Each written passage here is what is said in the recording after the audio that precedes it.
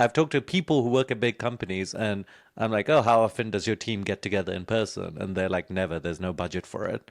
I'm like, okay, you can't like, yeah, fine, remote work's great, but like, you need to get together in person at least a few times a year.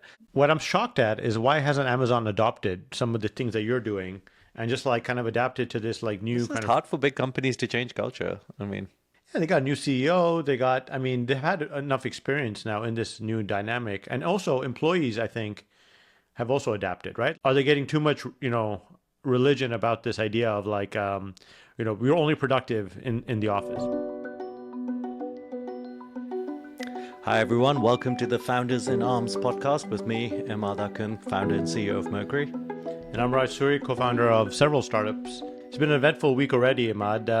What's grabbed your attention? This thing that has been most interesting, although weirdly hardly anyone's talking about it, is this new OpenAI model. I think it's called O1.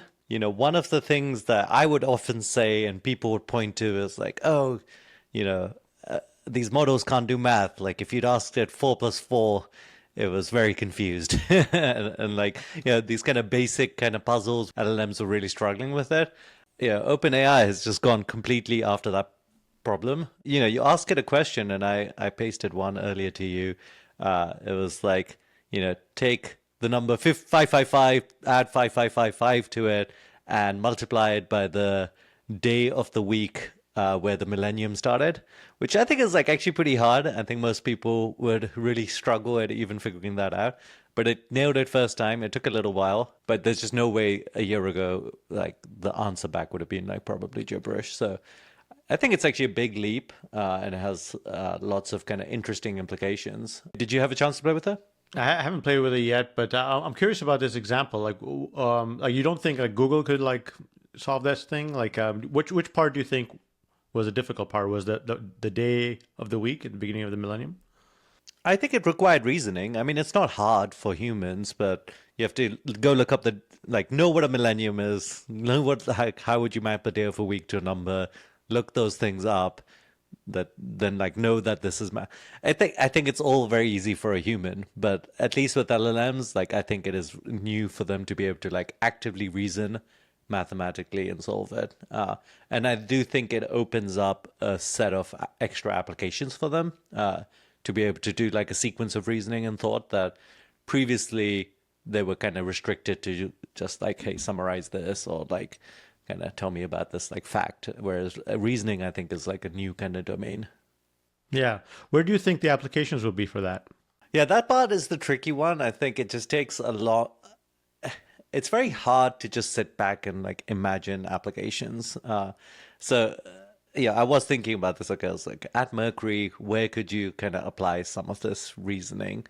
Yeah, maybe things like fraud, where you could say, okay, based on this data, like, is this person potentially fraudulent or something like that? Or is this transaction fraudulent? I mean, it'll take a while to like come up with the right data and it being fast enough that you could do it in real time.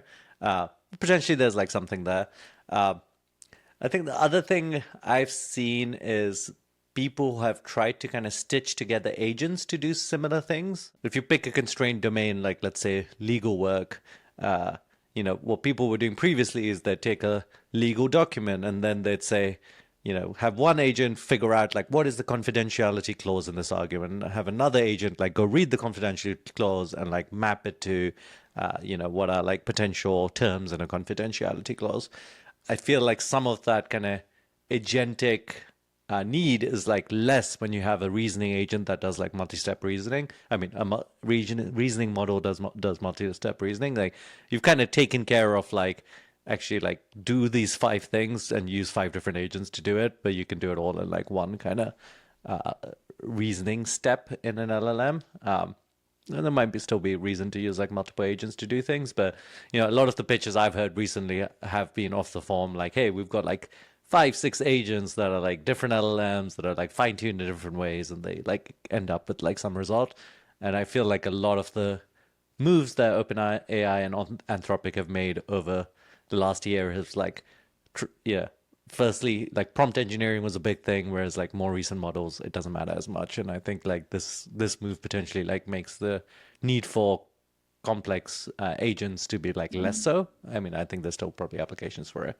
Yeah, that makes sense. Like if it's able to break down a problem into multiple components and reason each one independently, and then kind of tie it all together at the end, that's a level of thinking that's quite advanced.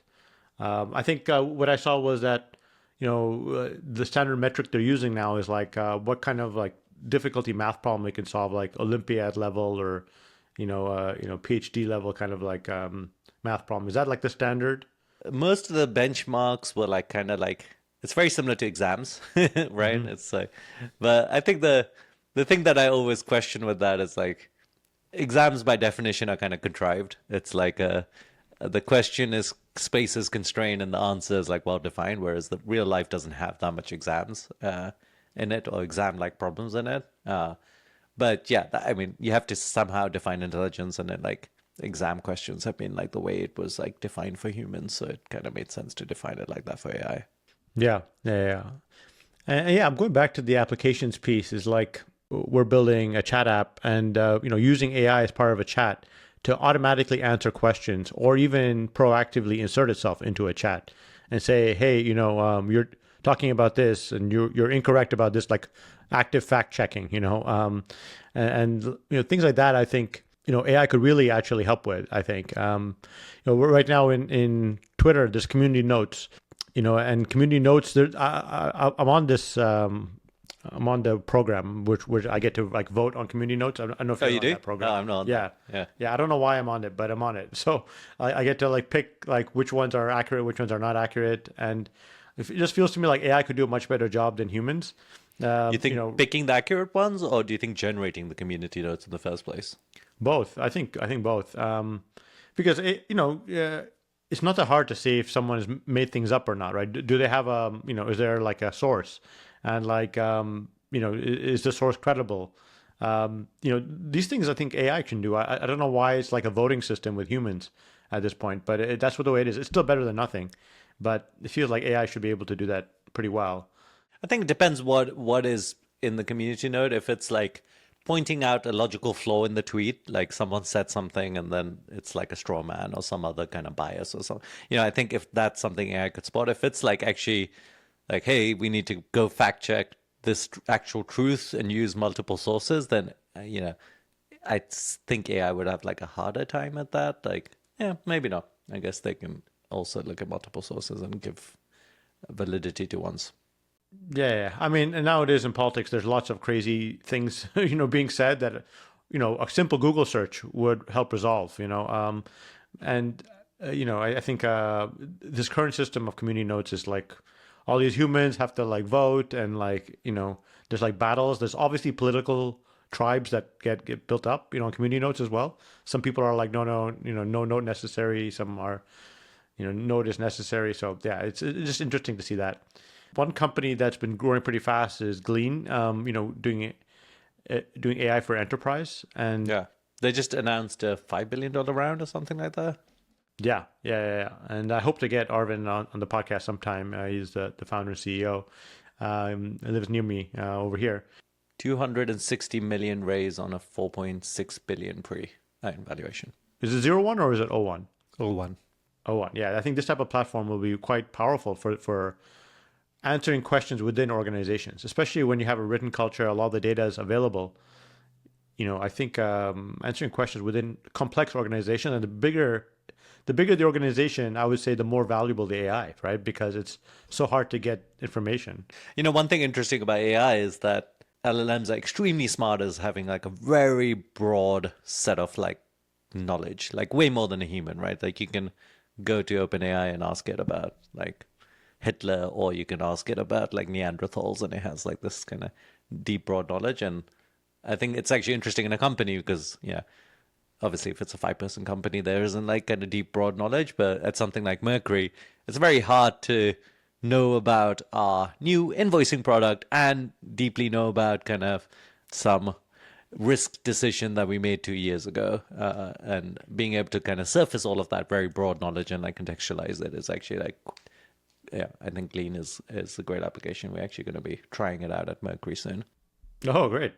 This kind of ties to something that I don't know if you saw Jared Friedman. He tweeted this. He said vertical AI is the new vertical SaaS. Do you see that? Yeah, I saw I thought that. that was like kind of an interesting point. A lot of the application layer of AI has been like in search of like what is the defensible long-term kind of business you can build here, right? Like we had everyone's like, oh, maybe LLMs aren't defensible because there's going to be five of them and there's a race to the bottom. And then there was kind of this idea of GPT wrappers and maybe they're not defensible.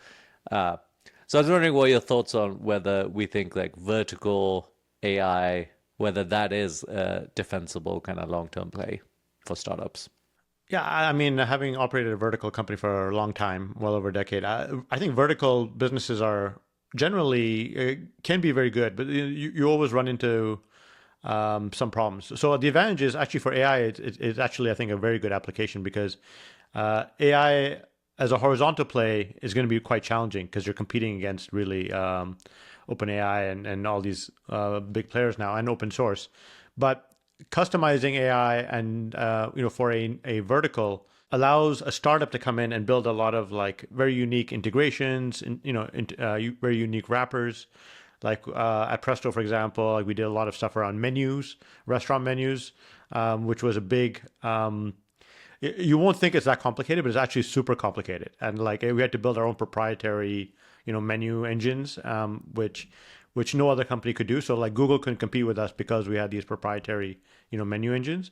And vertical startups actually really have an advantage over incumbents because they can focus on one area and build a lot of custom software. So I'm very bullish on vertical in general. The problem with vertical though is the market size.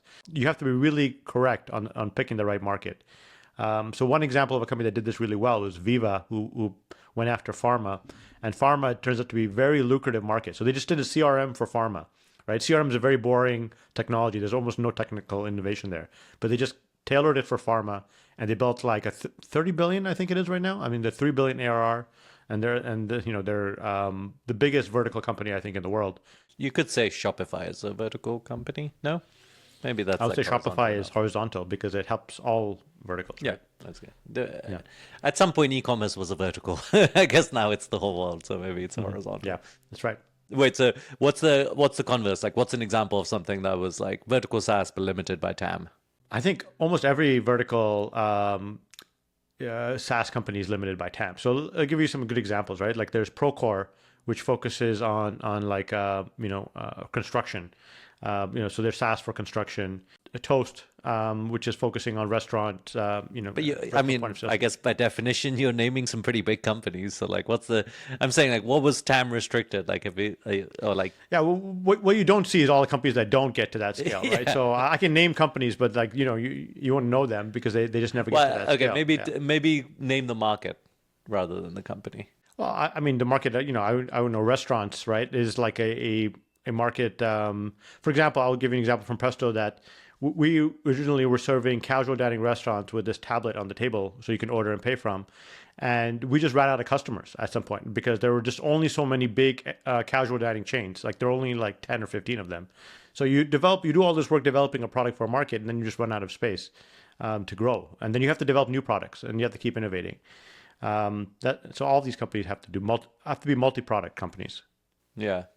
I just invested in this company, in this Y Combinator batch. It's public, so I assume they wouldn't mind me saying. It's called MD Hub. They basically do a vertical SaaS AI company for mental health clinicians and mental health practices. And it was really interesting because they're basically going very deep in mental health, like listening to the conversation that the physician has, summarizing it, doing a diagnosis, making it so the next time you come for your appointment, like it reminds you and says, "Hey, remember that this person has issues with their, I don't know, husband or work or whatever." And I thought that was really interesting because like AI is clearly there, and you couldn't do this without AI, but it's not like the cost of the AI is very large. Like the whole thing is all about kind of really customizing to your use case and like, helping you build a very deep set of workflows around it. And then obviously it's healthcare as well. So they have to be HIPAA compliant and there's like some level of kind of regulatory kind of restrictions in doing it.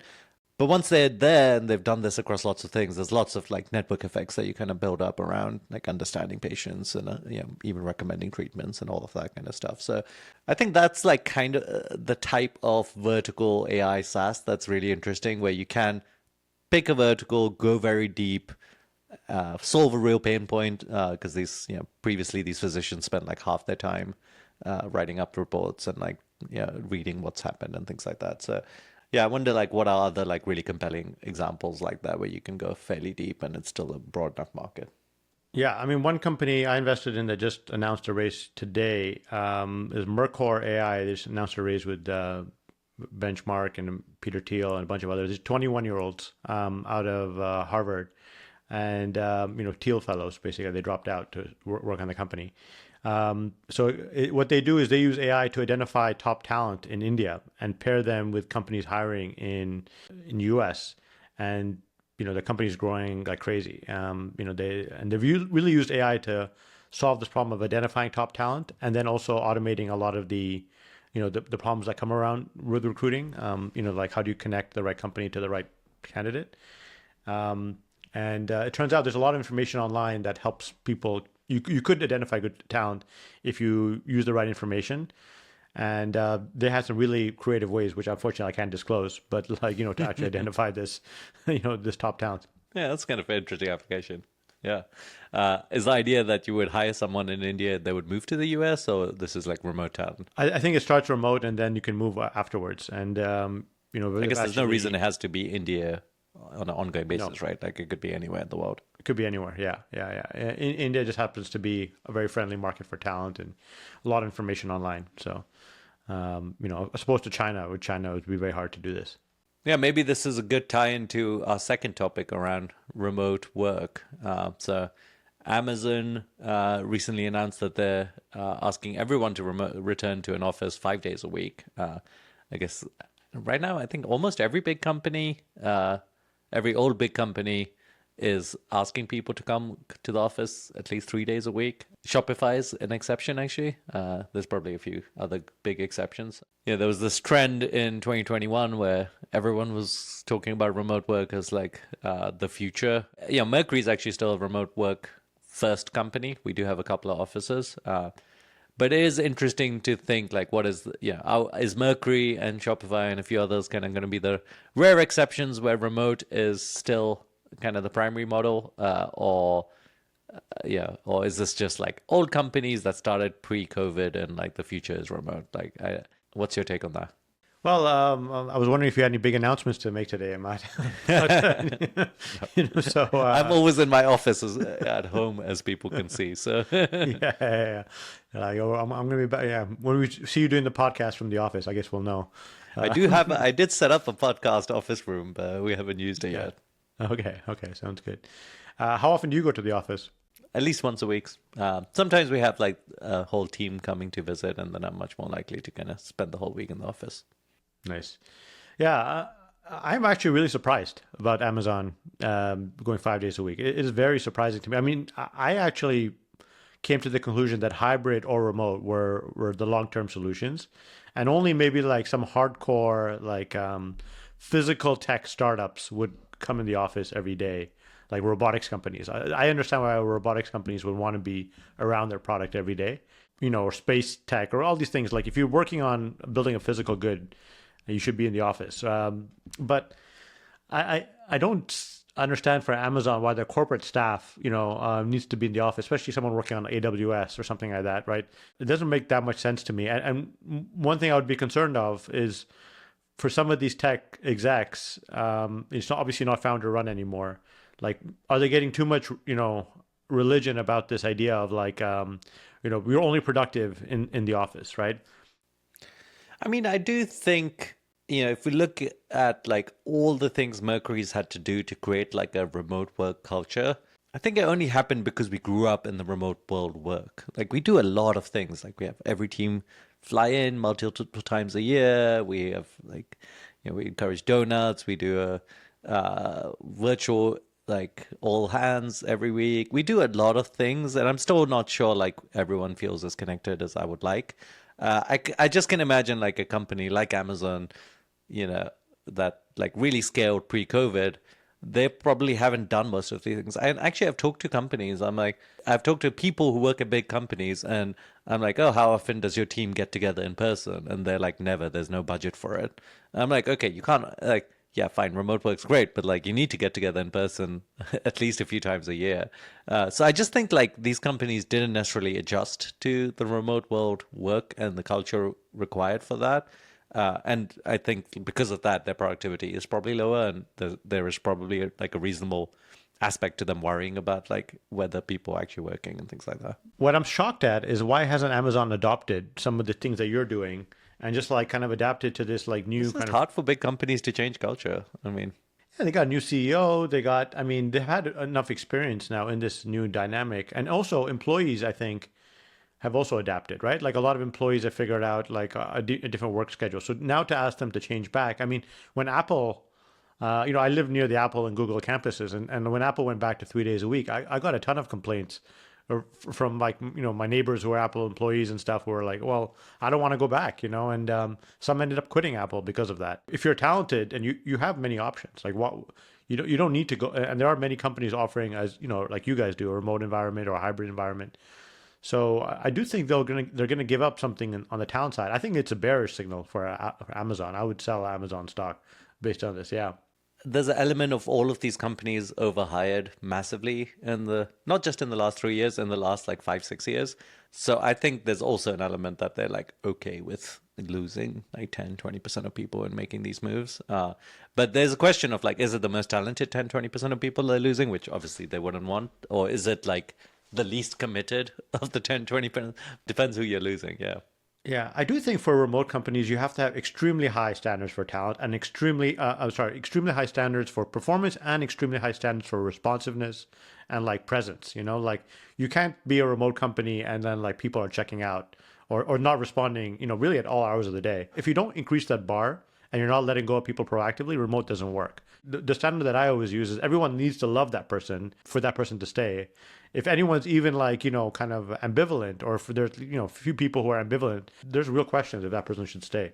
In remote, you can make a big impact as an employee, I think. One thing I've noticed with startups is there's definitely like there's a bifurcation. There's like a set of startups that are like kind of really into in-person work, and like that's what they're encouraging. And then there's a set of startups that are like, hey, engineers are really hard to get. Let's get them in India. Let's get them in, who cares where they are? And it's a very stark split. And I actually like, it'd be interesting, and I should maybe go do this to look through like my portfolio and say, okay, for the last like 2, 3 years, people who chose in person versus the kind of remote work, like what is the difference in performance? I'm actually guessing it's not that correlated. I think both models can probably work, and it probably depends on your culture. And a lot depends on leader preference, I think. Like if the leader wants to come in every day, then he's probably going to make everyone come in every day. Well, that's not necessarily true. I think for companies that were forced to go remote during COVID, I've talked to plenty of leaders and CEOs that are like, "Hey, I want to go in every day, and no one's coming," and like it's very hard for them to change the culture. But they will try really hard, right? And the other thing is, I think there is a bifurcation in like people's family life and family preferences, and like also where they are in their life, right? So younger people, I mean, I enjoyed going to the office every day before having kids. A ton of our kind of, I guess, younger employees, they end up moving to New York because New York has an office where everyone's like wants to be in the office, and I do think it's nice to provide like both. I actually went to an event with where Mark Farrell was speaking yesterday. He's a candidate San Francisco mayor. He's top of the polls right now. One interesting thing was like he was like, oh, San Francisco downtown is like dead. No one's there. There's been a ton of shops that have shut down. And I do think for a city where, a combination of remote work being so friendly, and even when people are back in the office, it's only, for me, like 1 or 2 days a week, or for other people, like 2 or 3 days a week. It kind of does empty the downtown or wherever the office area is. But actually, what I've seen in San Francisco is there's way less people downtown, but all the surrounding areas are so much busier. Like if you go to the mall in Daly City, it is always packed out because like no one's shopping downtown, but they still need to shop. And most people, I think, actually end up shopping on their days where they're working from home. It's so much easier to just like jump in a car, go buy something from a mall than it is to, pick up something when you go to the office. Like, yeah, I was wondering whether like downtowns are just like dead and San Francisco is just like the first kind of symbol of that, or whether like San Francisco has actually screwed up downtowns because of lack of safety. I think San Francisco is unique, honestly, because I think the culture, the hybrid culture and remote culture in the Bay Area, I think is much stronger than many other places, from what I understand. Like having worked in some other industries, I've seen them like people come to, for example, the restaurant industry never left work even during COVID, right? They were there, right? Well, you And can't work from home. yeah, well, even the corporate staff, right? So, Yeah. like the corporate staff, because they operate a physical business. So, because we're in the tech industry, remote is an option. But if you're like making movies, you got to be on set, right? So, I think most other industries are pretty physical. There's not that many that can be remote. Even I think the finance industry in New York has come back.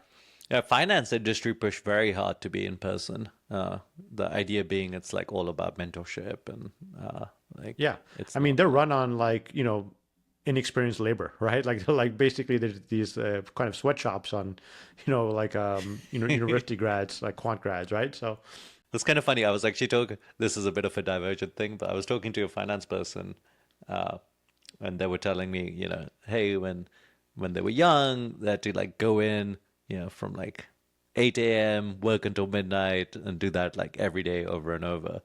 And I asked them like, what do they actually do? And they said a lot of it was just waiting around for their partner or whatever to hand them work, or like for them to get a new contract, or like get some feedback on something. So it was kind of funny. It's like it's a good description of it to call it like a young labor sweatshop. yeah, But it's yeah, it's funny because it's such a aspirational role. Like, I remember being like going through college going like, wow, I'd love to work in finance. Like, and I guess in the end I did work in finance, but yeah, investment banking was seen so aspirational. But now I'm on the other side. It seems like an awful life. Like, I don't understand how it's an aspirational role. Like, why is it aspirational? Is it just because there's lots of money in it? it's because of money. Yeah, I think it's the money and the fact that you're seeing people make money. It feels dynamic. It feels like you have to be smart to do it, I think.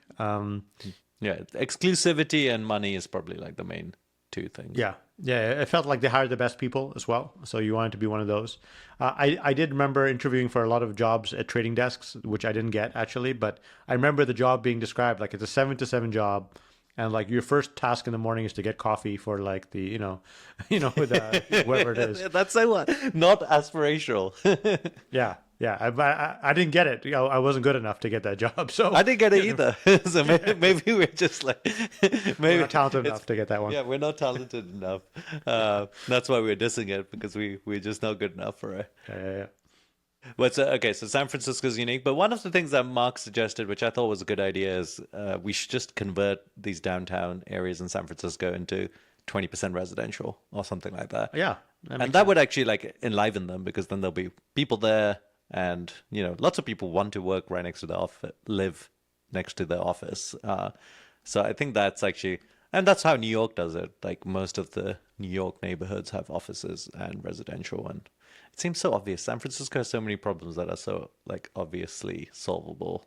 It's frustrating. I think so, yeah. And look, I think there's other uses for the space. One thing I'm always excited about is like how to use physical space more for like learning and entertainment. And one of the many ideas I have on my backlog, which I don't know if I'll ever have time to work on, but is like much better like indoor theme parks for kids. I think there's a lot more you can do than what we currently have. Our indoor playgrounds in the U.S. are amongst the worst in the developed world. If you go to China and see their indoor playgrounds, they're way better. Was it you that told me about Kidzania? I thought that was genius. Kidzania is one of the ones. Yeah, that's the kids can pretend to be like a different role, right? Yeah, yeah, yeah. Like they can do jobs. That's popular. I think it's a Japanese company who made that, right?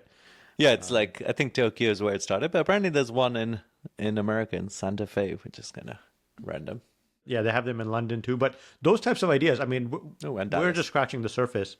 Ron Shaik, the founder of Panera Bread, keeps talking about one concept he invested in, which is the Level 99, which is like an adults indoor playground. Oh, that's fun.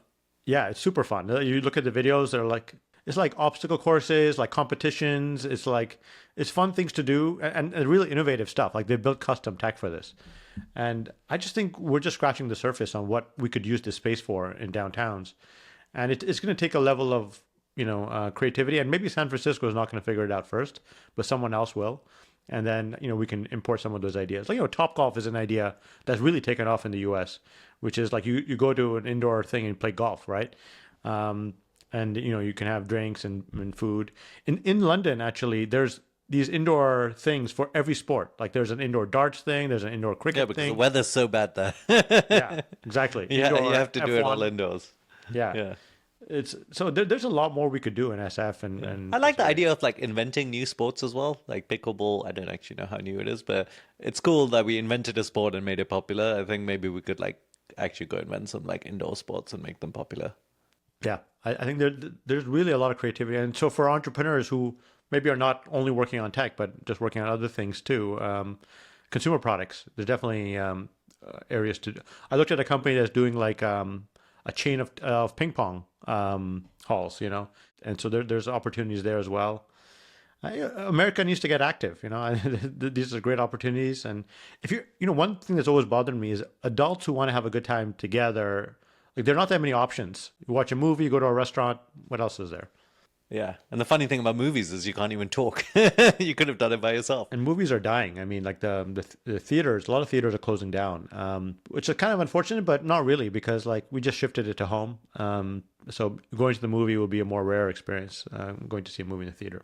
Weirdly, the seats and the movie theater experience is getting better and better. Like you can like lie down now. You got these grand suite. I mean, the tickets cost like 4 times as much as they did a few years ago. But weirdly, the experience is actually really improving, which is like surprising to me, given like potential slowdown.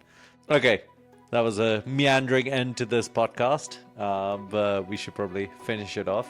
Yeah, enjoyed the conversation, Raj.